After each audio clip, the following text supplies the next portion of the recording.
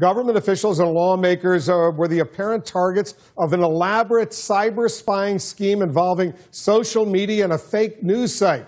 Our foreign affairs reporter Elise Labott has been digging into this story. Elise, what are you learning?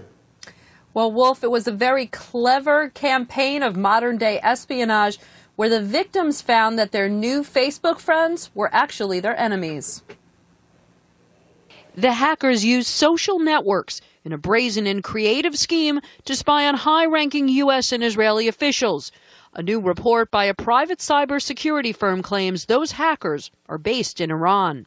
While it's low sophistication technically, it's actually one of the most elaborate social media or socially engineered espionage campaigns we've ever seen to date. Here's how it works. The hackers create identities as journalists with a bogus online news site, News on Air. Sometimes they use real reporters' names, photos, and bios. They strike up relationships with friends, relatives, and colleagues of their target on social media sites like Facebook and LinkedIn to connect with the target. Once contact is made, the hackers send emails with links to real news stories in order to establish credibility. Over time, they lure the target to a fake website where they steal their passwords and other credentials.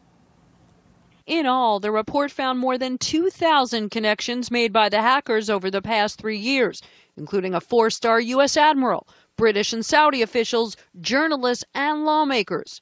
None of them are named. They appear to be after national security intelligence, but what information the hackers took is unclear. There's no smoking gun pointing to official Iranian involvement, but the report cites circumstantial evidence. Do you think that the Iranian government was involved here? We can't say for sure if the Iranian government was involved in this.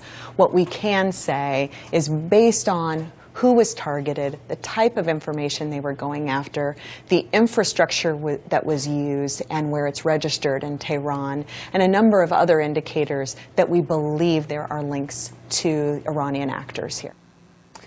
And Wolf, Facebook says that it was made aware of this fake campaign when some of its subscribers talked about suspicious activity from some so-called friends and have removed all of those profiles from this fake news website. The FBI and State Department say that they are aware of the report, not commenting on it directly, but the State Department has said that it is aware that hackers from Iran have used social media networking sites in the past to gain information about targets in the U.S., including U.S. officials. Wolf. Elise Labott, thanks for that report.